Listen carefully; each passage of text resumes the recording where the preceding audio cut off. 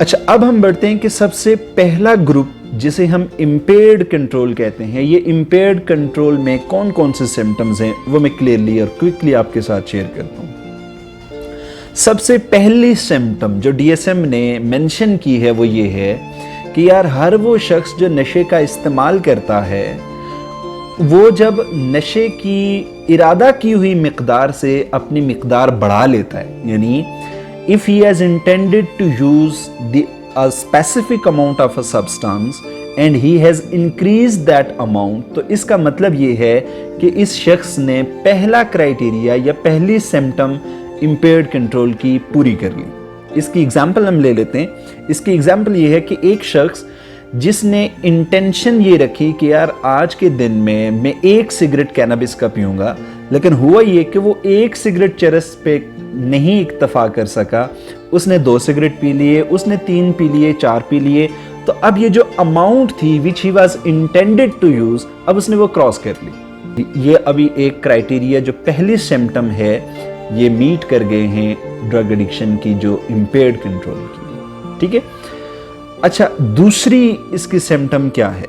दूसरी इसकी सिम्टम ये है कि जब किसी इंसान के दिल में एक परसिस्टेंट डिजायर हो कि वो मसलसल अपने अंदर ये ख्वाहिश रख रहा हो कि यार he should reduce the amount of the substance, number 1, या फिर इसी के साथ उसके दिल में ये ख्याल आए या उसके दिल में ये ख्वाहिश पैदा हो कि यार मुझे नशा छोड़ देना चाहिए, तो ये दूसरा क्राइटेरिया है कि जो इम्पेयर्ड कंट्रोल का है। ठीक है। इसी के साथ जो तीसरा क्राइटेरिया है डीएसएम जो मेंशन करता है वो ये है कि जब आप एक स्पेसिफिक अमाउंट ऑफ टाइम आप स्पेंड करते हैं या आप अपना स्पेसिफिक टाइम निकालते हैं किसके लिए, कि आप ड्रग्स को हासिल करें, नशे का हासिल करें, और then to use the drug, और फिर आप उस नशे को इस्तेमाल कर लें। यानी जब आप नशों के हुसूल के लिए, नशों को हासिल करने के लिए या नशों को इस्तेमाल करने के लिए आप वक़्त निकालना शुरू कर देते हैं, तो इसका मतलब है कि आप नशे के इस्तेमाल की तीसरी जो क्राइटेरिया या जो तीसरी सिम्टम है वो आपने पूरी कर ली है। ठीक है। अच्छा, इसी के साथ इसी को मज़ीद जब इलेबोरेट करते हैं तो कहते हैं कि बाज़ दफ़ा यहाँ तक क्लाइंट पहुँच जाता है कि जब उसकी सारी की सारी एक्टिविटीज़ नशे को हासिल करने और नशे को इस्तेमाल करने के इर्द गिर्द, इसके सराउंडिंग में, इसके अराउंड रिवॉल्व करें, तो इसका मतलब ये है कि ये शख्स इम्पेयर्ड कंट्रोल के तीसरे क्राइटेरिया में फॉल कर चुका है, या तीसरा क्राइटेरिया भी ये शख्स पूरा कर चुका है। इम्पेयर्ड कंट्रोल का जो चौथा क्राइटेरिया है, the fourth criteria for the impaired control, that is कि यार he should have certain cravings, यानी उसके दिल में अर्ज पैदा हो टू यूज दिस सब्सटेंस, उसके दिल में ख्वाहिश पैदा हो नशे के इस्तेमाल की। ठीक है। तो ये फोर्थ क्राइटेरिया है। इम्पेयर्ड कंट्रोल का जो ग्रुप है उसके अंदर 4 सिम्टम पाई जाती हैं। जो सबसे पहली सिम्टम है वो ये है कि हमेशा इंटेंडेड अमाउंट से ज़्यादा अमाउंट को इस्तेमाल करता है। दूसरी जो है उसके अंदर परसिस्टेंट डिज़ायर है to reduce the amount of the substance. अच्छा, जो तीसरा है वो ये है कि उसकी एक्टिविटीज़ या वो टाइम स्पेंड करता है to obtain the drug and to use the drug, and the fourth one is he feel craving to use the substance। ये पहला ग्रुप है। अब दूसरा group which is known as social impairment। ठीक है। दूसरा ग्रुप जो डीएसएम ने मेंशन किया, इस ग्रुप को सोशल इम्पेयरमेंट कहते हैं। अब इसमें जो पहली सिम्टम है, डीएसएम बात करते हैं कि पहली सिम्टम ये है कि the person is failed to perform the major roles.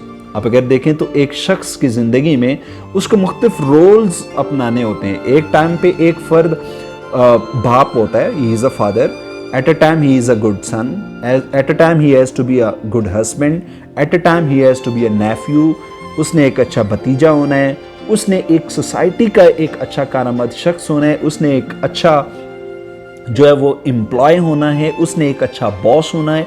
तो ये सारे के सारे डिफरेंट रोल्स हैं जो एक शख्स ने अपनी ज़िंदगी में रह के एक दिन में अपनाने होते हैं। अब कोई शख्स इन डिफरेंट रोल्स में से जब रोल्स को परफॉर्म करने में फेलियर का सामना करता है, because he is using this substance and he is using a drugs की वजह से इन रोल्स में से अगर कोई रोल्स डिस्टर्ब होना स्टार्ट हो जाता है, तो याद रखिएगा ये सोशल इम्पेयरमेंट का पहला क्राइटेरिया मीट हो जाता है। ठीक है। इसी तरह जो सोशल इंपेयरमेंट का दूसरा क्राइटेरिया है वो ये है कि आप नशे का इस्तेमाल करेंगे डिस्पाइट ऑफ द प्रॉब्लम्स, यानी प्रॉब्लम्स के बावजूद आप नशे का इस्तेमाल करेंगे। वो कैसे कि आपको पता है कि आपके नशे के इस्तेमाल ने आपकी पर्सनल लाइफ बिल्कुल डैमेज कर दी है, आपके नशे के इस्तेमाल ने आपकी फैमिली लाइफ डैमेज कर दी है, आपके नशे के इस्तेमाल ने आपकी एजुकेशनल या ऑक्यूपेशनल लाइफ डैमेज कर दी है, आपके नशे ने आपकी सोशल लाइफ डैमेज कर दी है, आपके नशे ने आपकी स्पिरिचुअल लाइफ डैमेज कर दी है। इस सब को जानने के बावजूद अगर आप नशे का इस्तेमाल करते हैं तो इसका मतलब ये है कि आप सोशल इंपेयरमेंट के दूसरे क्राइटेरिया को भी मीट कर चुके हैं। ठीक है, इसी के साथ जो तीसरा क्राइटेरिया है वो ये है कि आप जब क्या करते हैं, इंपॉर्टेंट एक्टिविटीज अपनी मिस करने लगते हैं। ये तीसरा क्राइटेरिया है। इसका क्या मतलब है? इसका मतलब ये है कि आपने जॉब के लिए अप्लाई किया, आपका संडे वाले दिन सुबह 9 बजे टेस्ट था और आपने सैटरडे नाइट हैंग आउट किया, जबरदस्त आप अल्कोहल यूज करते रहे, आपने पूरी रात इंटॉक्सिकेटेड आप रहे। At the early morning it was difficult for you to awake and to reach in the examination hall. आपने अपना एंट्री टेस्ट मिस कर लिया। आपका कोई एजुकेशनल एग्जाम था on head, you were appearing in the exam, आपने late night drugs use की and in the morning it was difficult for you to wake, आपने एग्जाम मिस कर दिया। आपका कहीं पे जॉब इंटरव्यू था, आपने ड्रग्स यूज की एंड आप कंप्लीट डे सोए रहे, आप 12 बजे कहीं उठे, आप उठ के आपने इंटरव्यू का जो टाइम था यू मिस दैट टाइम। तो इसका मतलब है कि जब आपकी important activities of the life, आप जॉब कर रहे हैं, आपके बॉस ने आपको एक टास्क दिया कि यार you have to complete this task within this frame of time, आपने वो टाइम फ्रेम को इग्नोर करके आपने वो टास्क किया ही नहीं, तो इसका मतलब ये है कि now you have missed the important activity of your life. ठीक है, तो ये तीसरा क्राइटेरिया है ऑफ द सोशल इंपेयरमेंट। दूसरा ग्रुप भी कंप्लीट हो गया। तीसरा ग्रुप क्या कहता है? तीसरा ग्रुप ये कहता है कि रिस्की यूज में कौन कौन से सिम्टम्स हैं। तो उसमें जो सबसे पहली सिम्टम रिस्की यूज में बात करता है डीएसएम ये कहता है कि आपके लिए नशा आपकी फिजिकल हेल्थ के लिए हजार्डियस हो चुका है। आपको पता चल चुका है कि you are diagnosed with the cancer, still you are using tobacco. आपको कंफर्म हो चुका है कि you have certain heart diseases, despite of this you are using this cigarette. मतलब क्या है कि अब नशा आपकी जिस्मानी सेहत के लिए मुज़र हो चुका है और आप उसके बावजूद नशा इस्तेमाल कर रहे हैं, तो ये रिस्की यूज का पहला क्राइटेरिया आप मीट कर लें।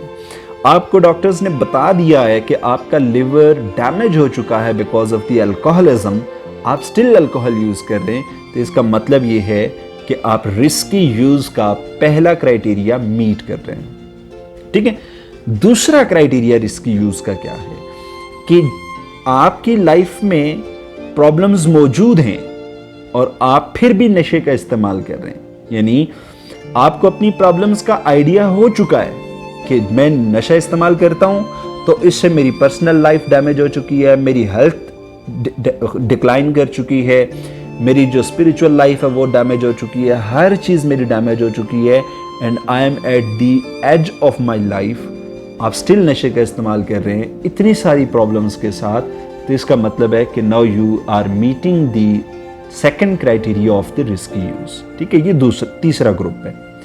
अच्छा, जब हम इससे आगे बढ़ते हैं तो फोर्थ ग्रुप ये कहता है, जिसे हम फार्मास्यूटिकल ग्रुप कहते हैं, उसके अंदर दो सिम्टम्स जो हैं वो बड़ी ही इंटरेस्टिंग हैं। एक है जिसे टॉलरेंस कहते हैं और जो दूसरी है इसको हम विथड्रॉल कहते हैं। पहली टॉलरेंस और दूसरी विथड्रॉल। टॉलरेंस क्या है?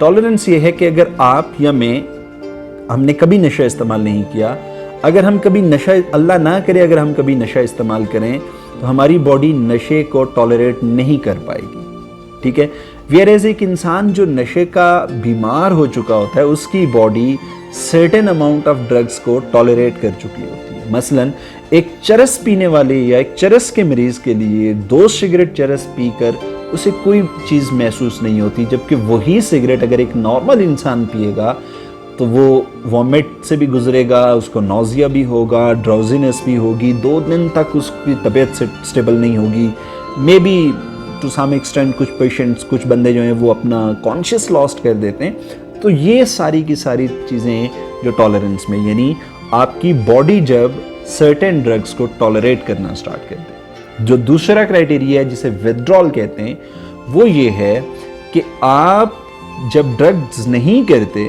तो क्या होता है कि आपकी बॉडी के अंदर ड्रग्स की डेफिशिएंसी की वजह से आपकी बॉडी में डिफरेंट सिम्टम्स पैदा होना स्टार्ट हो जाती हैं। मसलन आपने ड्रग्स नहीं की तो आपको इंडाइजेशन स्टार्ट होगी, आपने ड्रग्स नहीं की तो आपको जो है वो रैपिड हार्ट बीट आपकी स्टार्ट होगी, आपने ड्रग्स नहीं की आपकी जो है वो सांस फूलना स्टार्ट होगी, आपने ड्रग्स नहीं की आपको हेडेक स्टार्ट हो गया, आपने ड्रग्स नहीं की आपको बॉडी के पेन स्टार्ट हो गए।